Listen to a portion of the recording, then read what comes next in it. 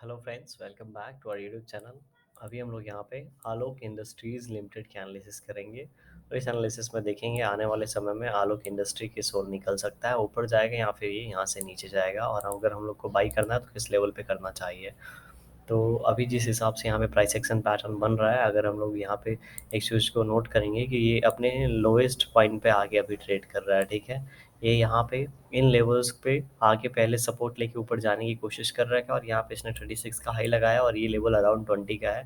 तो एक यहाँ पे ये बहुत ही दिनों से, लगभग सितंबर 2021 के पहले से ही यहाँ पे इस रेंज में फंसा है। इस रेंज से ज़्यादा इसने किसी भी और रैली नहीं दिया है। तो हो सकता है इसके पहले वाला जो यहाँ पे रैली था उसमें बहुत लोगों ने पैसा बनाया होगा। 4 रुपये से ये ऊपर गया है 60-50 के आसपास, एंड उसके बाद फिर से आके इसी रेंज में फंस गया है। इस समय पे इसने ब्रेकआउट दिया था, लेकिन ये ब्रेकआउट कहीं ना कहीं फेल होता हुआ नजर आया, और ये नीचे की ओर आके, जब ये नीचे की ओर गिर रहा था, तब मैंने एक वीडियो बना के बताया था कि अगर इन लेवल्स को ब्रेक करेगा तो किस तरीके से नीचे गिरेगा।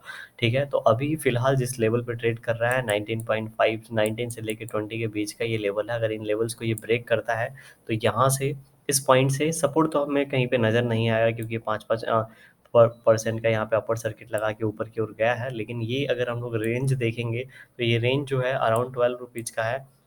तो इन लेवल से अगर 10 रुपीज़ भी डाउन जाता है तो ये 10 के आसपास जाएगा, और ये अपने 10 रुपीज़ के आसपास आके यहाँ पे फिर सपोर्ट लेने की कोशिश करेगा। तो यहाँ पे अभी ब्रेक तो नहीं हुआ है। अगर हम लोग थोड़ा सा यहाँ पे चार्ट जूम आउट करके देखेंगे तो हमें पता चलेगा यहाँ पे सेलिंग प्रेशर अगर हम लोग यहाँ पे देखते हैं, ठीक है, यहाँ पे सेलिंग प्रेशर बहुत ज़्यादा था, लेकिन बाइंग हुई, लेकिन कम हुई। फिर से सेलिंग प्रेशर पहले जितना था उससे कम है, लेकिन यहाँ पे फिर से बाइंग हैपनिंग हुई है। फिर से यहाँ पे देखेंगे सेलिंग प्रेशर बढ़ गया है।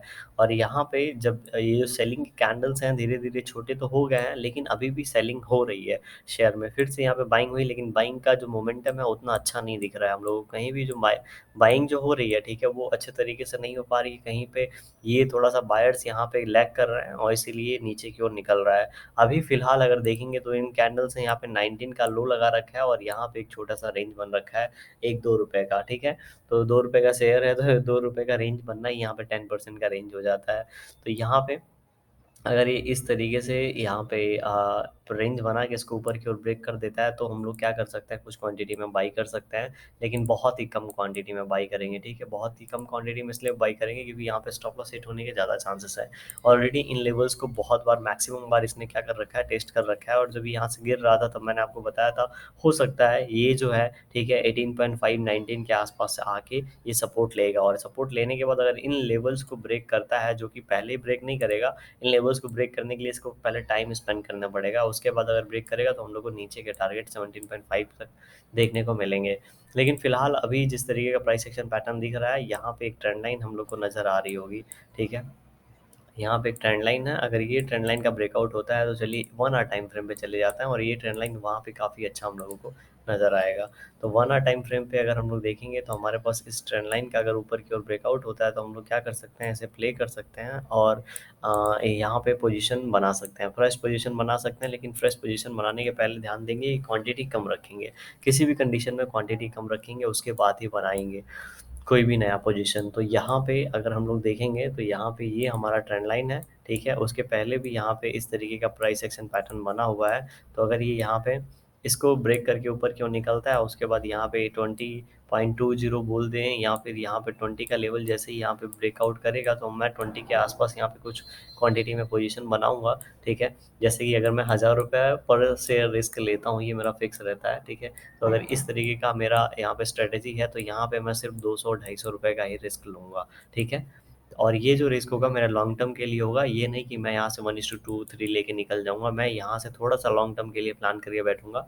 और अगर मुझे यहाँ पे 1:3 मिल जाता है, उसके बाद मैं 1:कॉस्ट टू कॉस्ट अपना प्राइस लगा के फिर इसमें वेट करूँगा। अगर ये ऊपर जाता है, अच्छे रिटर्न देता है आने वाले समय में, ठीक है, तो यहाँ पे मैं उसे बुक करूँगा। अदरवाइज यहाँ पे मैं होल्ड करके रखूँगा, ठीक है। और किसी कंडीशन में नीचे आता है तो मैं 1:1 या 1:2 एट कॉस्ट टू कॉस्ट में इसे निकालने की कोशिश करूँगा, क्योंकि यहाँ पे मुझे, अगर इसमें जो पोटेंशियल है ये है कि अगर ये फिर से ऊपर आएगा तो फिर से इन लेवल को 33 के लेवल्स को ये टच करने की कोशिश करेगा, और अगर यहाँ पे आता है तो अच्छा खासा हम लोग को रिटर्न 50% का मिल सकता है, राइट। तो इन लेवल्स के लिए अभी मैं बहुत ही कम क्वांटिटी में पोजीशन बनाऊँ। अगर यहाँ पे ये ब्रेकआउट देता है इस ट्रेंड लाइन की। तो अगर इस ट्रेंड लाइन की बात करें तो यहाँ पे देखेंगे तो उनसे 4-5 बार यहाँ पे क्या हो रखा है, इसको हिट कर रखा है ब्रेक करने की, लेकिन ब्रेक नहीं कर पाया है, और ये यहाँ से अगर ब्रेक देता है तो हम लोग कुछ क्वांटिटी बाई कर सकते हैं। ये फर्स्ट पॉइंट हो गया।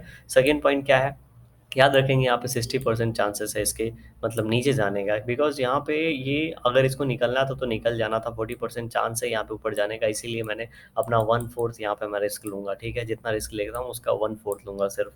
और यहाँ पे अगर ये इसको नीचे की ओर ब्रेक करता है तो नीचे की हम लोग फिर टारगेट एक्सपेक्ट कर सकते हैं। और आने वाले ट्रेडिंग सेशन में इसके अंदर क्या हो सकता है अगर उसकी बात करें हम लोग, तो यहाँ पे लास्ट ट्रेडिंग सेशन का अगर हम लोग यहाँ पे रैली देखेंगे तो यहाँ पे ग्रीन कैंडल बनने के बाद पूरी रैली इसके अंदर हुई है। तो यहाँ पे 19.75 को अगर ये ब्रेक करता है तो यहाँ पे ऊपर क्यों निकलेगा, और पहला टारगेट इसके लिए 20 होना चाहिए, और दूसरा टारगेट 20.25 का होना चाहिए। नीचे की बात करें तो नीचे की ओर अगर ये यहाँ पे 18.8 के लेवल को ब्रेक करता है तो हम लोग को इसके नीचे के लेवल देखने को मिल सकते हैं। तो अभी इसी रेंज में है, तो इसी रेंज की बात करेंगे और देखेंगे ये आने वाले समय में कैसा करेगा। ठीक है, तो मैंने आपको यहाँ पे एनालिसिस करके दे दिया है। वीडियो पसंद आई होगी तो लाइक कर दीजिएगा। कोई भी डिसीजन लेने के पहले अपनी एनालिसिस ज़रूर कर लीजिएगा। चैनल पर नए होंगे तो आप सब्सक्राइब कर सकते हैं। Thank you for watching this video.